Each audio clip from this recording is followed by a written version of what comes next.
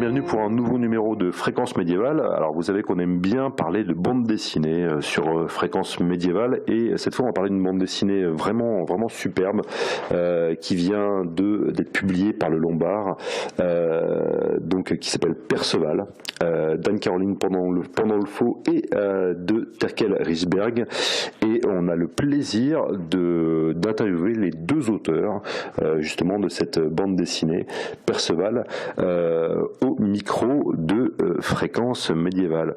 Bonjour à tous les deux. Oui, bonjour. Bonjour. Alors, merci d'avoir accepté de répondre à nos questions. Alors, donc, très rapidement, alors, ce qui est vraiment passionnant dans votre bande dessinée, c'est que beaucoup d'adaptations récentes du mythe arthurien en bande dessinée cherchent à s'éloigner, en fait, des textes médiévaux, à développer notamment un arrière-plan d'heroic fantasy. Mais vous, pas du tout. Vous avez décidé carrément d'adapter, en fait, le Conte du Graal de Chrétien de Troyes, donc, qui a été écrit vers fin du XIIe siècle, en bande dessinée. Alors pourquoi ce choix, s'il vous plaît? C'est une histoire qui nous a beaucoup plu par son côté universel, et un peu l'histoire, la légende qui parle à tout le monde. Et elle a beau avoir 800 ans, presque 1000 ans. En 800, c'est une histoire, enfin l'histoire même de Perceval et son destin qui reste très actuel. Donc on s'est dit que c'était un petit peu, ce serait dommage de déformer l'histoire en la modernisant trop, parce que l'idée c'était de montrer justement son côté hors temps et universel. Et donc on est resté sur la trame de l'histoire de Chrétien de Troyes. On n'a pas eu envie de déformer cette trame, mais par contre on s'en est quand même éloigné, l'air de rien, par tout un tas d'aspects, puisqu'on a par exemple complètement enlevé l'aspect religieux. Donc ça fait que ça a beaucoup d'impact sur l'ensemble de l'histoire. Et puis on a aussi choisi un angle de vue pour le personnage de Perceval qui est différent de celui de Chrétien de Troyes, puisque Chrétien de Troyes l'envisage comme un gamin Nice, il dit très naïf, qui fait rien de la vie et qui enchaîne les bourdes. Et nous, on a eu envie de le voir comme un enfant qui devient adolescent, qui va passer à l'âge adulte, mais un enfant qui est peut-être moins naïf que chez Chrétien de Troyes, et on lui a donné la particularité d'être très proche de la nature, il a une grande connaissance de la nature, donc il peut parler aux animaux, il se guide avec la forêt, les arbres, le ciel, les rivières. Et donc il a cette connaissance-là qu'il n'a pas vraiment dans le texte de Chrétien de Troyes, et qui le rend peut-être moins bizarre aujourd'hui.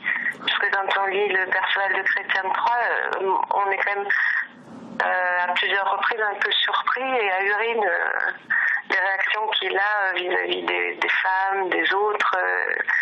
Il est vraiment très naïf. Et d'ailleurs, on a vu il n'y a pas très longtemps, il y a un an ou deux, je ne sais plus, on a vu une adaptation au théâtre, au TNS à Strasbourg, où il était présenté vraiment comme un Tarzan qui sait à peine parler, qui sait à peine faire des phrases.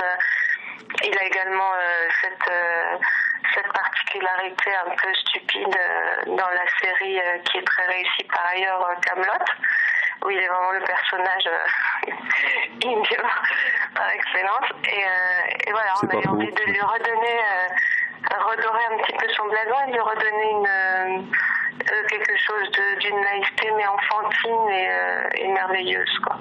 C'était un peu long, je crois.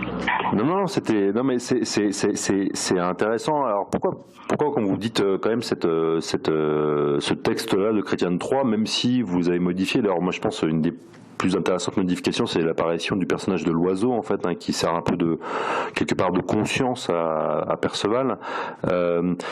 Pourquoi, d'après vous, ce texte, il a des résonances actuelles? Parce qu'il est fondateur.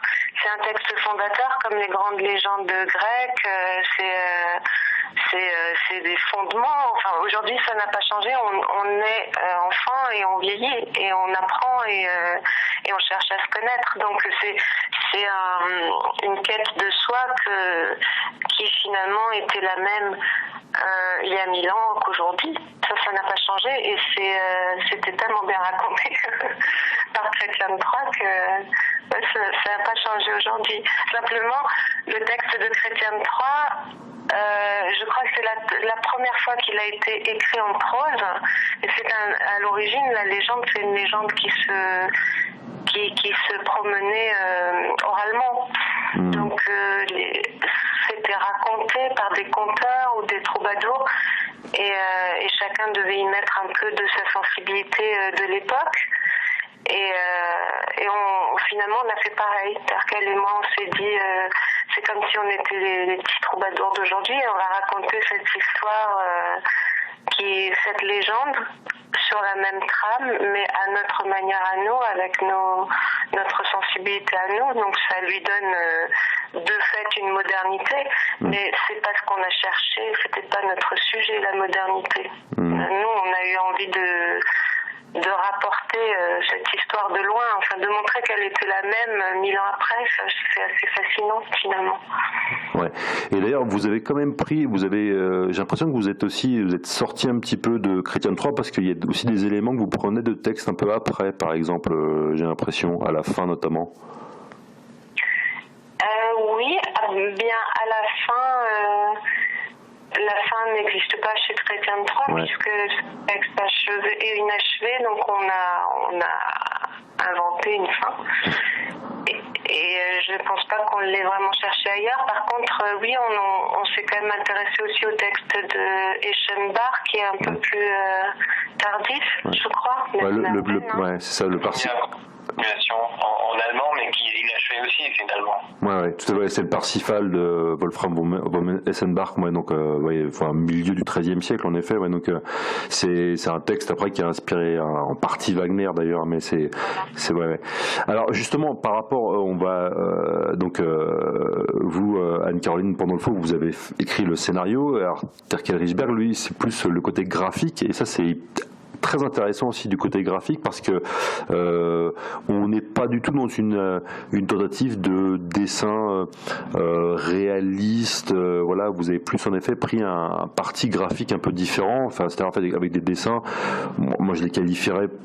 C'est pas du tout péjoratif, mais plutôt d'enfantin ou de naïf. C'est assez intéressant justement ce parti pris.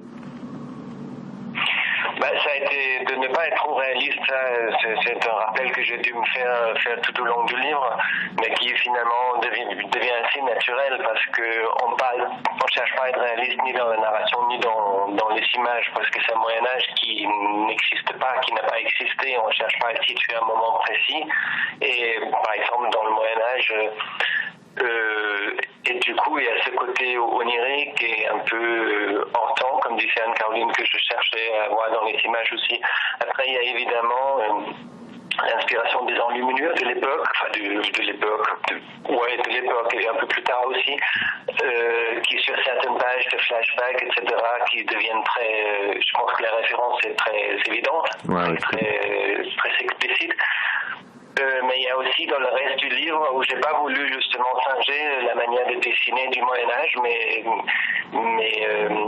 il y a quand même quelque chose d'extrêmement précis et efficace dans beaucoup de miniatures de l'époque. Comme on voit les chevaux, par exemple, on le voit presque toujours de profil, parce que c'est comme ça qu'on voit que c'est un cheval. Finalement, en 3 cas, on voit pas très bien ce que c'est un cheval. Les visages sont très souvent de face aussi. Quand le personnage se déplace, c'est plus en profil, encore une fois, pour la lisibilité.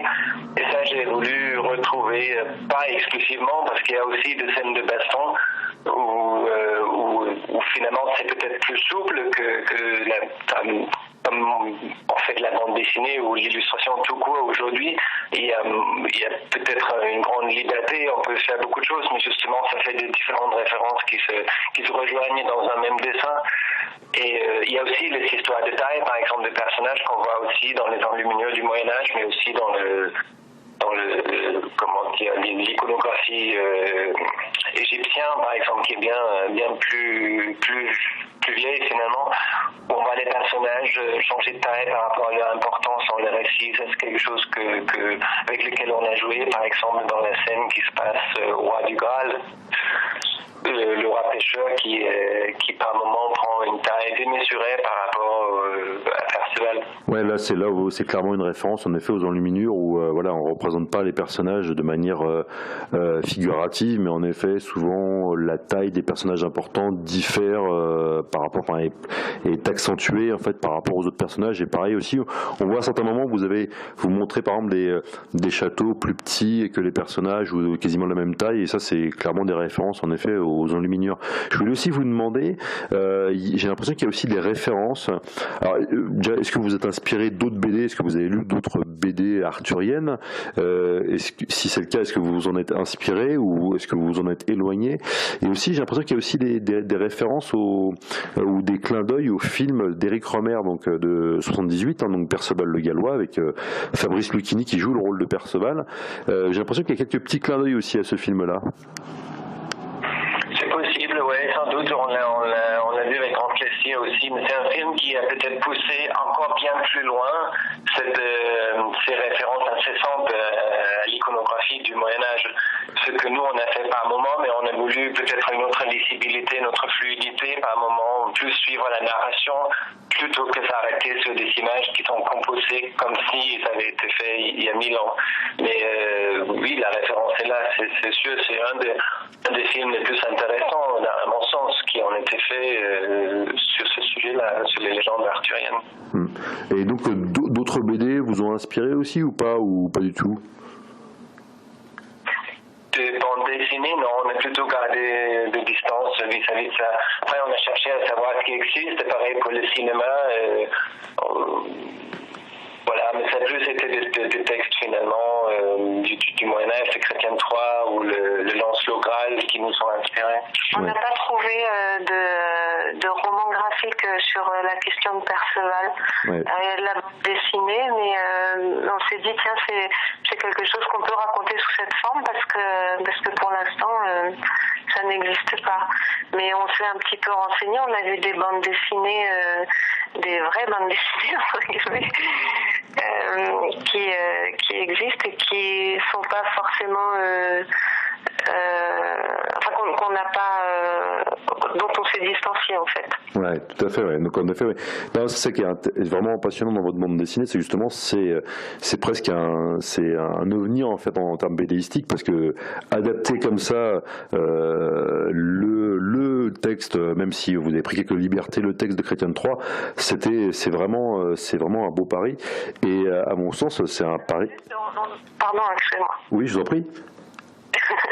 Non, parce que par rapport à l'adaptation, je veux juste faire une petite nuance parce que on n'a pas adapté le texte de Chrétien de Troyes. Le texte, on ne l'a pas gardé, c'est complètement réécrit et c'est une adaptation en effet, mais vraiment on dit plutôt qu'on s'est librement inspiré.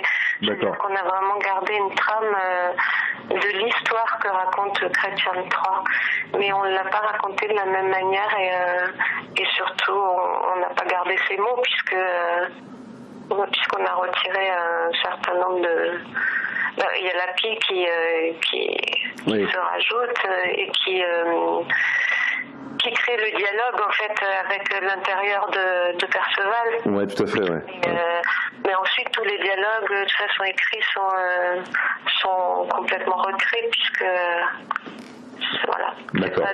Non, c'est une précision importante. Bah, écoutez, en tout cas, je conseille aux auditeurs, aux auditrices de Fréquence Médiévale d'aller voir cet ouvrage et de l'acheter. Donc, je rappelle les coordonnées, donc le titre Perceval, tout simplement, d'Anne-Caroline Pandolfo et de Terkel Richberg. Et donc, ça vient d'être publié aux éditions du Lombard. Merci à vous d'avoir participé à Fréquence Médiévale et à bientôt peut-être pour une autre adaptation arthurienne. Peut-être. C'est pas prévu tout de suite, mais ça nous intéresserait sûrement. Écoutez, merci beaucoup et à très bientôt.